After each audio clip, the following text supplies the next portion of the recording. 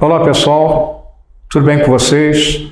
Eu espero que aquele momento muito importante na vida de vocês, no sábado, não no domingo, desculpa, no sábado da prova, tudo tenha corrido bem. Estamos aqui para um momento que entendemos que é o desfecho da turma 2024, que é a correção das questões da prova que vocês realizaram. Nós vamos corrigir as questões então do GECOM. E no primeiro momento eu quero manifestar a satisfação minha e do professor Ricardo, de termos coberto todo o conteúdo a tempo e principalmente com relação às questões que caíram na prova, as questões de GECOM, evidentemente. Trabalhamos aqueles pontos lá cobrados. Um outro ponto a ser destacado é que as questões vieram, de um modo geral, de uma frequência maior, claro, mais simples, principalmente em termos de opções, tá? Mais diretas. Não é o padrão. Tá? O padrão é, eventualmente, esse tipo de questão acontecer. Tá? Isso pode representar, talvez, uma inflexão para o próximo concurso. Ou não. Tá? Mas, de qualquer forma, é uma satisfação muito grande para a nossa equipe, do trabalho desenvolvido e do produto acabado que, com certeza, vai aparecer com a pontuação de vocês quando o resultado for divulgado.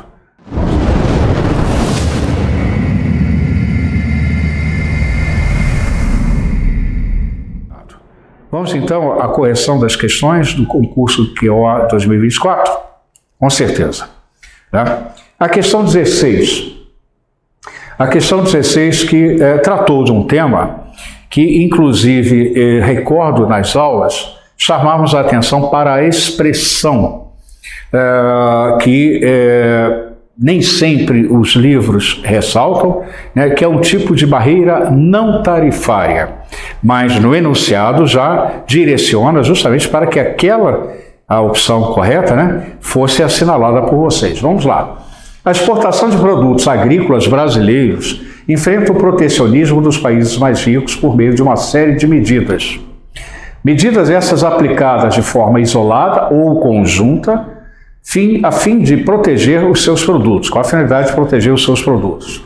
Essas medidas podem ser barreiras tarifárias ou não tarifárias. A medida classificada como não tarifária, que alega que os produtos da agropecuária correm risco de contaminação, então vejam aqui, aquele detalhe que nós chamamos a atenção na hora da prova, né? O que efetivamente está se pedindo, que é a última frase, a última sentença. Qual a medida classificada como barreira não tarifária que alega que os produtos da agropecuária correm risco de contaminação? Especificamente isso. É um tipo de barreira não tarifária. Tem outras. Então, qual é? Estabelecimento de cotas de importação? Não, isso não tem nada a ver com risco de contaminação. Embargo, da mesma forma. Barreira fitossanitária? Exatamente. Fitossanitária, né, que abrange a agropecuária. Tá? Cláusulas ambientais, não é risco de contaminação, né, nem tampouco cláusulas trabalhistas. Então, bastante clara isso. Só que eu repito, nem sempre no livro, em determinados autores aparece a expressão. Mas nós ressaltamos isso durante a aula, no assunto. Ok? Esclarecido? Dúvida? Mandem e-mail para a gente. Tá? Questão seguinte, a 17. Evidentemente, deixa eu aqui fazer uma ressalva, essa numeração e essa sequência, lógico, é da prova CPA-CAP amarela, mas as mesmas questões caíram para os fuzileiros, em outra ordem. Bom, abre aspas, Antártida, tanto faz. Eu falei em sala de aula, há um potencial enorme de cair questões ambientais e com destaque uma parte que mais cedo entrou na abrangência do nosso entorno estratégico, Antártida, o continente antártico, como quiserem chamar. Então, no excerto do site da nossa Marinha, A Antártica tem papel essencial nos sistemas naturais globais e regionais, controlando as circulações atmosféricas e oceânicas e influenciando o clima e condições de vida no globo, com destaque para o hemisfério sul. Claro, e aí o nosso interesse, né, onde nós estamos predominantemente. A respeito do sistema do Tratado Antártida, ou Antártica, o Tratado Antártico e a presença brasileira na região analise as afirmativas abaixo e assinale a opção correta. O negrito é meu, tá? O negrito é meu ou nosso, como quiserem, tá? Porque sempre destacamos como estratégia para a hora da prova, e desde os simulados destacando isso, né? Sinalizar no enunciado aquilo que se pede, tá? Então vamos a 4 afirmativas. A primeira diz: por sua relativa proximidade com o continente antártico, tá? É fundamental para o Brasil estudar a região antártica, origem de fenômenos naturais que atingem o território nacional, e influenciam a agricultura, a pecuária e as atividades pesqueiras. Correto, corretíssimo. Lembram da questão anterior, 16, quando fala de agropecuária? Né? Aqui é uma expressão mais abrangente. Na afirmativa 1, está separado. Né? Normalmente associam a agricultura a atividades de cultivos. Mas, né, durante muitos anos no Brasil, o Ministério foi Ministério da Agricultura. De alguns anos para cá, passou a ser da agropecuária, mas está correto. E aqui na afirmativa fala pecuária, está correto, afeta sim. A circulação atmosférica, o regime de chuvas, o aquecimento global tem impacto sobre a pecuária, principalmente a pecuária bovina. A afirmativa 1 está correta. Eu sei que alguns dos nossos alunos, potenciais candidatos, outros, possam ter dúvida. Essas duas atividades, elas são fortemente influenciadas pelas condições atmosféricas, climatológicas, tá? Condições de tempo, são fatos diferentes. E, claro, as atividades pesqueiras também, né? Vide aí o aquecimento, não apenas a elevação, mas o aquecimento dos oceanos. 2.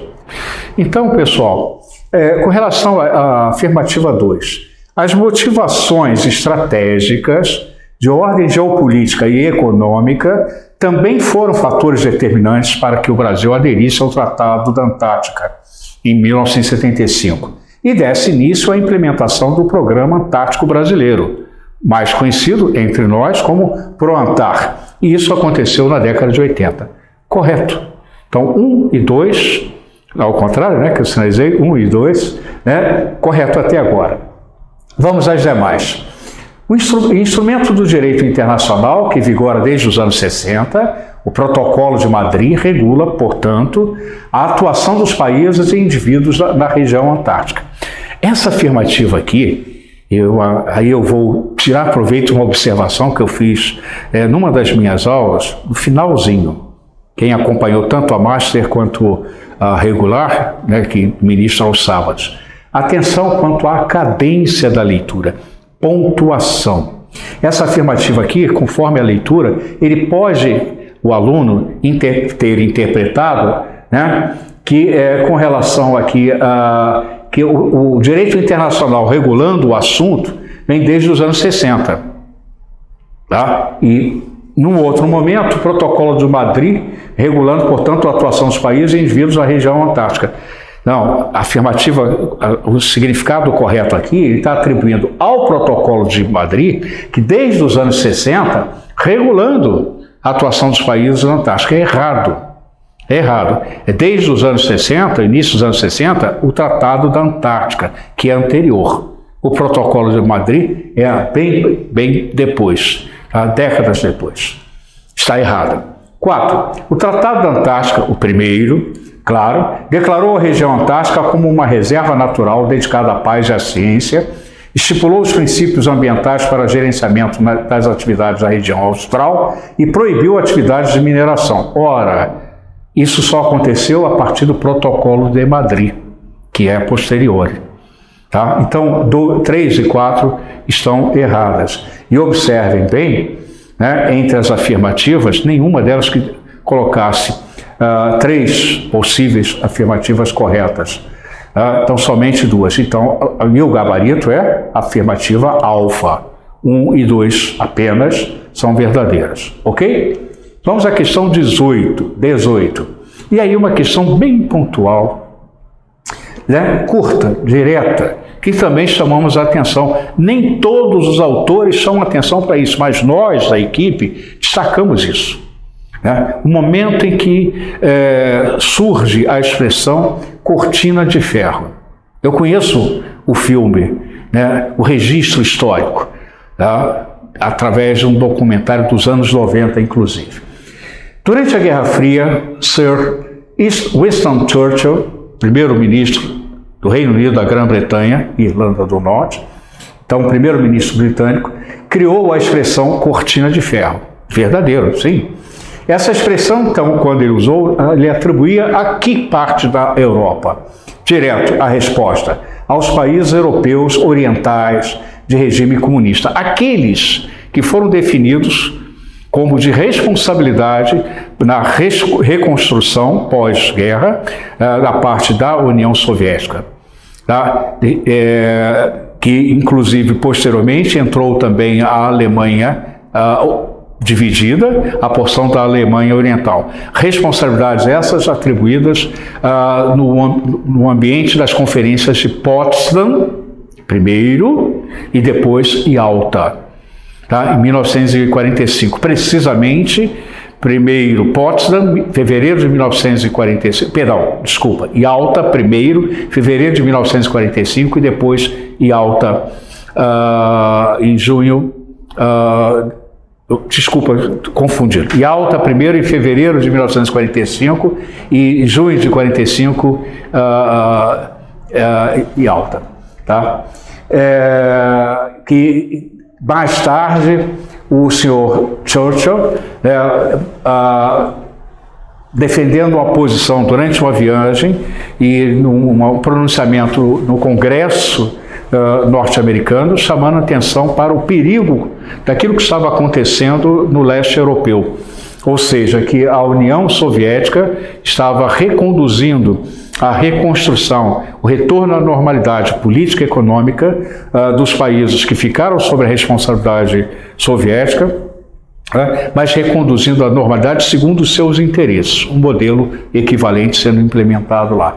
Então, uma cortina de ferro com o significado, né? Um amplo cinturão de isolamento ideológico, de informações, impedindo a comunicação das populações daqueles países do leste europeu, não União Soviética, né, de se comunicarem com outros países europeus da porção ocidental. Questão fácil, mas um detalhe que, repito, nem todos os livros chamam atenção, né, para a origem. Tá? Questão 19, a quarta questão. Sobre o Bloco Econômico Tratado de Livre Comércio da América do Norte, NAFTA, formado pelos Estados Unidos, México e Canadá, criado nos anos 90, assinale a opção correta. De novo, o negrito é nosso. E aqui eu quero fazer uma observação. Olha a validade de se abordar esses temas, não só dos blocos econômicos, mas aquilo que nós chamamos a atenção nas nossas aulas, né, de ter uma noção do processo, ou seja, da evolução, o que antecedeu, né, para entendermos a realidade, o momento atual. E aqui, né, sabem vocês que hoje esse bloco econômico, que ainda existe, não é mais chamado de NAFTA, e sim pelo acrônimo dos países que o compõem, UNSCAR. Tá? Então, assinale a opção correta. A primeira opção, a criação do NAFTA teve como objetivo eliminar as tarifas alfandegárias nas relações comerciais no interior do bloco. Sim. E definir uma tarifa externa comum a ser aplicada aos países de fora da União. Não, eles não têm uma TEC. Tá? Simples assim. Ao integrar o bloco, o México dinamizou a sua economia. Correto. O que diminui o fluxo de imigrantes em busca de melhores condições de vida e de trabalho nos Estados Unidos. Não diminuiu. Não, cresceu intensamente. E, mais ainda, também de imigrantes não mexicanos, utilizando o México como porta de entrada. Então, também, como alfa, errada. A criação do NAFTA serviu também, além de fins econômicos, para questões regionais, como atenuar as desigualdades sociais. Ok, sim. E permitir a livre circulação de pessoas. Não.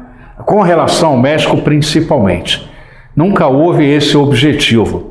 Né? E o crescimento da migração, crescendo conforme os governos, as posturas através de medidas de contenção.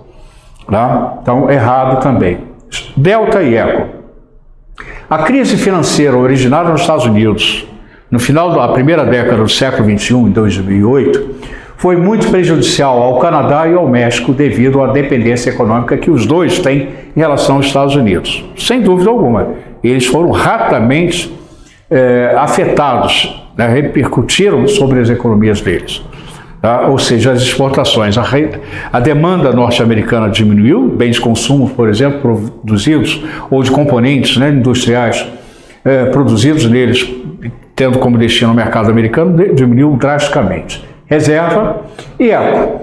Com o NAFTA, milhares de indústrias montadoras, conhecidas como maquiladoras, se instalaram em cidades entre a fronteira do Canadá com os Estados Unidos. Errado.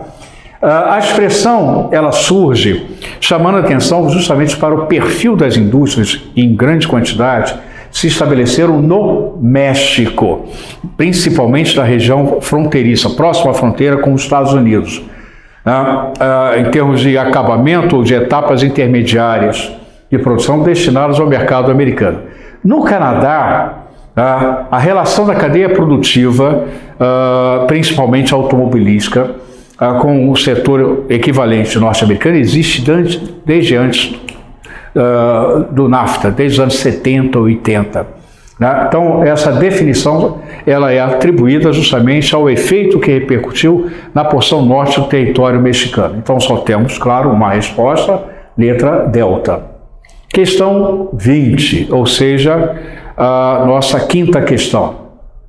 Outra questão bem direta, objetiva, opções curtas.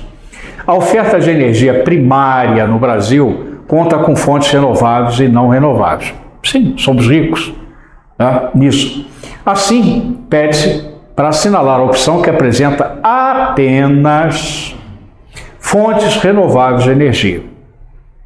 Então, um detalhe, né? Por que esse detalhe ser ressaltado? Porque todas as outras, além da resposta, podem apresentar fontes renováveis, mas se quer como resposta exclusivamente aquelas que contenham apenas fontes renováveis, que está na letra delta. Energia hidrelétrica, solar e biocombustíveis.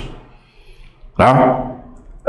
Um detalhe, biocombustíveis, nós temos biocombustíveis, muitos deles, claro, oriundos das atividades agropecuárias, que demandam o trabalho, a produção da matéria-prima primária e tudo mais, mas não deixa de ser renovável, por conta da potencialidade.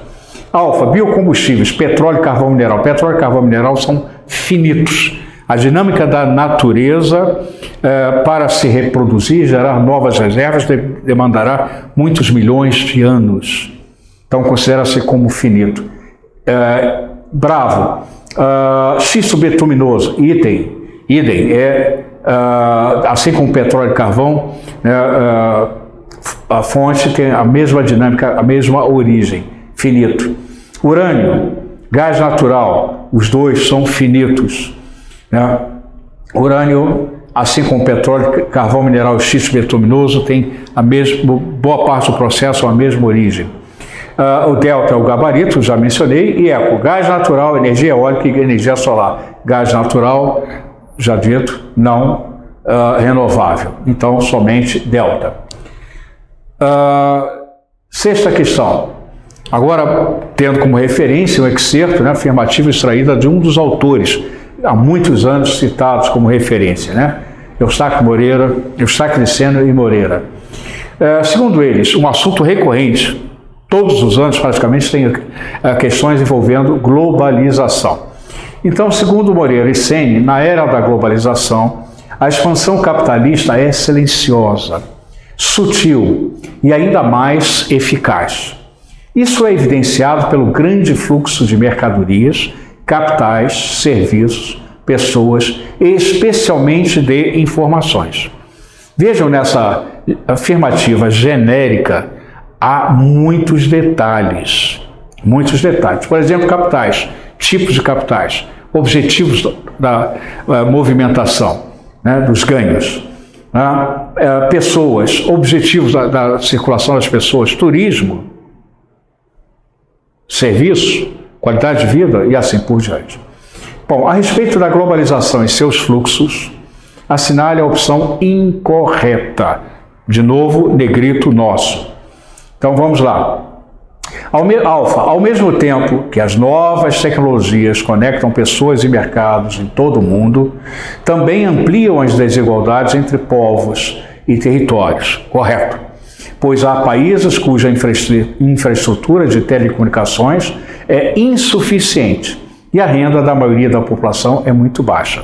Correto, tudo correto, só que o que se pede? Opção incorreta, então não é a nossa resposta. Afirmativa bravo. Na era da informação, as redes sociais como WhatsApp e Instagram e os serviços de videoconferências como o Webex e o Google Meet exercem um papel muito importante ao conectar pessoas ao redor do mundo, diminuindo as distâncias. Ok. Agora, o finalzinho, um exemplo factual, vamos ver se é real. A Primavera Árabe é um exemplo do potencial de uso das redes sociais, sem dúvida alguma. Né? Aquele evento da década passada, que impactou a partir do norte da África e envolveu parte do Oriente Médio, chamou a atenção quanto justamente a velocidade da propagação / contaminação, o uso de redes sociais. Então, não é a nossa resposta, porque queremos a opção afirmativa que estiver errada. Charlie Delta Echo. Tá? A informação quanto à sua finalidade pode não ser neutra e imparcial. Ela é selecionada, transmitida, interpretada segundo o ponto de vista e os interesses de países, empresas, partidos políticos e movimentos sociais. Tá? E dentro desse contexto, afirmativa corretíssima, e não é a nossa resposta, mas para lembrar e aproveitar, né, permeia aqui as fake news, instrumento de persuasão das pessoas, para iludir, confundir. Instrumento político. Vamos lá, Delta. Avanços tecnológicos na informática permitem que os fluxos de capitais ocorram sem a necessidade física do dinheiro, possibilitando o enorme crescimento do setor financeiro globalizado. Corretíssimo, 100% até aqui. Agora vamos ver o exemplo factual. Esse exemplo disso é o uso do Pix para transferências bancárias. Sim, sem dúvida alguma. Ainda que o Pix não seja um instrumento global, mas é um exemplo, né, do avanço tecnológico contribuindo para a fluidez do capital, velocidade. E eco, tem que ser a nossa resposta. A invasão, entre aspas, né, uma invasão indolor, mais típica da globalização é a dos capitais produtivos. E aqui eu negritei, destaquei, né, a responsabilidade é nossa, porque é o diferencial. Capitais produtivos. Pois estes se movimentam com grande rapidez pelo sistema financeiro mundial, conectado online. Ok, tem até uma relação com outra afirmativa, tá certo. Esse tipo de capital, qual capital? Produtivo, é de alta fluidez e de baixo controle exercido por muitos governos. Errado. Né? Essa característica aqui não é do capital produtivo, é do capital ou dos capitais especulativos. Ok? Então está aqui a nossa resposta à questão 21, opção eco, tá? Como afirmativa errada ou incorreta. A penúltima questão de GECOM, concurso 2024. Tá? Vejamos.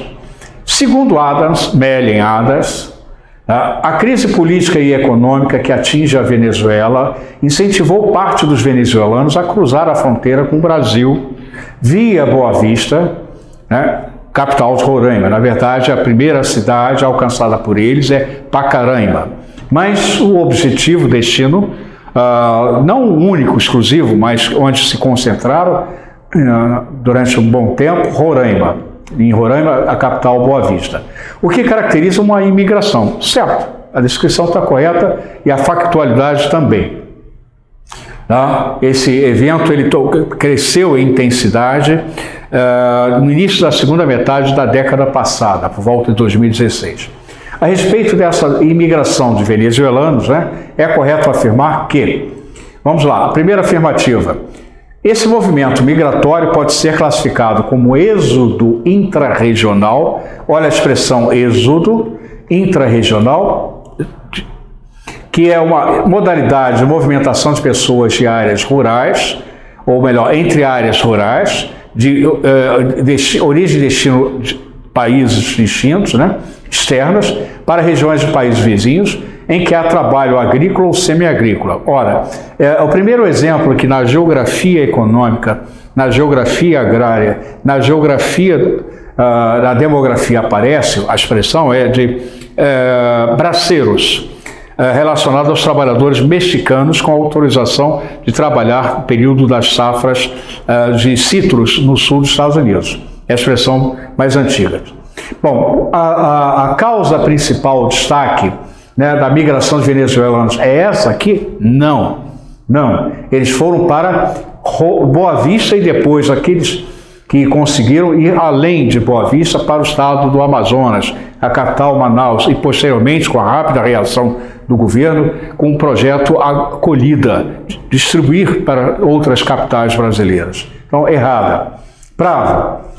O ingresso desses imigrantes no Brasil segue a lógica de aumentar a mão de obra qualificada no país, contribuindo assim para a melhoria dos serviços prestados à população local, como foi em Boa Vista. Ora, o que nós sabemos todos, né? A pressão migratória foi muito grande, impactou, desestabilizou, criou um ambiente de instabilidade social na capital Boa Vista, além, claro, anteriormente já em Pacaraima, mas não teve esse viés, né, de atrair mão de obra qualificada. Eram cidadãos mexicanos afetados pela crise econômica e instabilidade política. Então, totalmente fora do contexto, bravo, errado.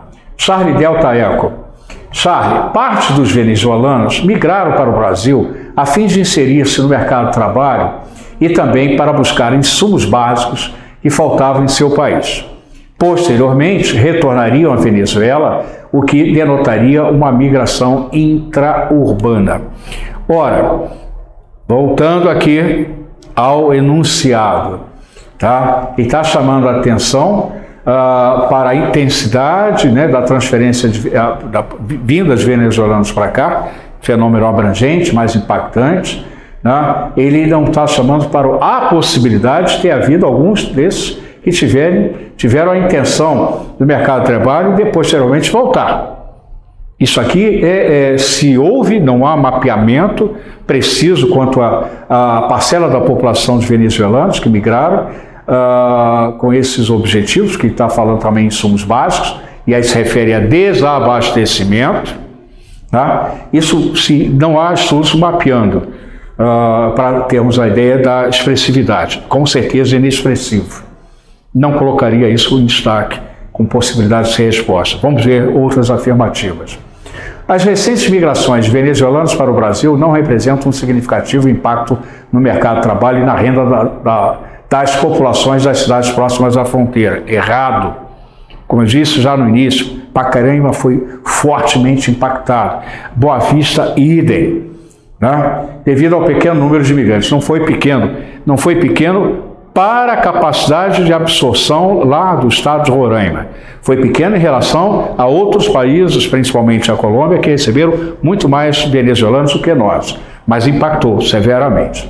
Errado. E os venezuelanos que ingressaram no Brasil se estabeleceram, em sua maioria, em Boa Vista, Roraima, o que aumentou significativamente a população daquele município, daquela cidade, capital do estado, impactando negativamente a segurança e os serviços da cidade. Sim, sem dúvida alguma. O que levou à reação do governo federal, criando a Operação Acolhida. Então, vejam, como eu disse em Charlie, provavelmente alguns deles podem ter tido aquele objetivo, mas dentro de um cenário de instabilidade econômica e política. Tá? Pode ter alguns deles, mas nada expressivo. Sem dúvida alguma, a resposta. Questão 23, a última do concurso que os senhores e senhoras participaram neste ano. Outra fonte importante, Alian Lutz e Branco Mendonça, no livro mais recente de 2016. Segundo eles, muitos dos problemas que afligem as cidades em suas diversas esferas e locais não são especificamente urbanos, mas sim da sociedade, ou seja, é muito mais complexo e abrangente. Bom, com relação a isso, coloque a falso ou verdadeiro nas afirmativas a seguir, em relação às desigualdades e à segregação socioespacial das cidades, assinalando na sequência a opção que apresenta a sequência correta, ou seja, repetir a palavra sequência, mas vocês entenderam. Vamos lá. A primeira, historicamente, olha aí, processo. Historicamente, a ocupação do solo urbano levou grande parte da população mais pobre para o centro.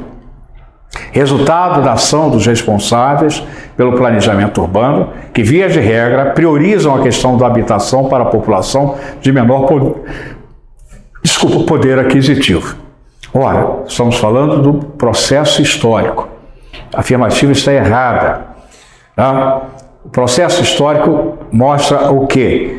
Que ao longo do crescimento das cidades, as periferias, onde o espaço urbano, não pelo dinamismo, mas pela oferta da sobrevivência, do estabelecimento, de moradia, é menos caro, menos custoso à população de menor renda, conforme o histórico de cada cidade, elas tendem a ocupar as bordas da mancha urbana. Ou, como no caso que aconteceu no Rio de Janeiro, também nas áreas não disputadas pela especulação imobiliária, relativamente próximo ao centro, não no centro. Esqueçam a primeira favela do Brasil. Estamos falando do processo de ocupação, não só do Rio de Janeiro, como outras cidades, ocupando as áreas relativamente próximas, mas não no centro. Aqui no Rio de Janeiro, os morros, as áreas de inundação, tanto mar de rios como no entorno da Baía de Guanabara. As primeiras ações do planejamento urbano no Rio de Janeiro levaram, inclusive, a população de menor poder aquisitivo, através de programas de moradia para a população de baixa renda, para bairros mais distantes, contribuindo para esse processo que chamamos de periferização. Então, a presença da população de baixo poder aquisitivo nas áreas centrais não faz parte como uma marca forte do histórico da ocupação das áreas urbanas, nas áreas centrais.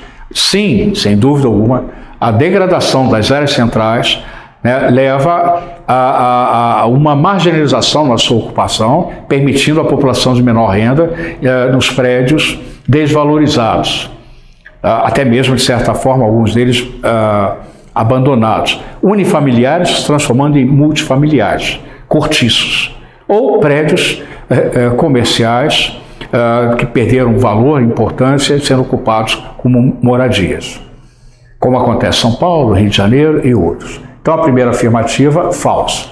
Segunda afirmativa, a fragmentação do espaço das cidades, quase sempre associada a um intenso crescimento urbano, impede os habitantes de vivenciarem a sua cidade como um todo. Os locais de moradia, trabalho, estudo ou lazer tendem a não ser coincidentes, o que provoca grandes deslocamentos e o aumento dos congestionamentos, ou seja, dificuldades nos fluxos, circulação. Verdadeiro, sem dúvida alguma. Acho que aqui não preciso nem comentar. Então, falso, verdadeiro. Segunda, a segregação socioespacial tem como causa principal a diferença socioeconômica da ocupação espacial nos centros urbanos. Ora, segregação socioespacial, comunidades, favelas, tem outras denominações, vamos destacar adiante, condomínios, classe média alta, são exemplos de segregação socioespacial, né?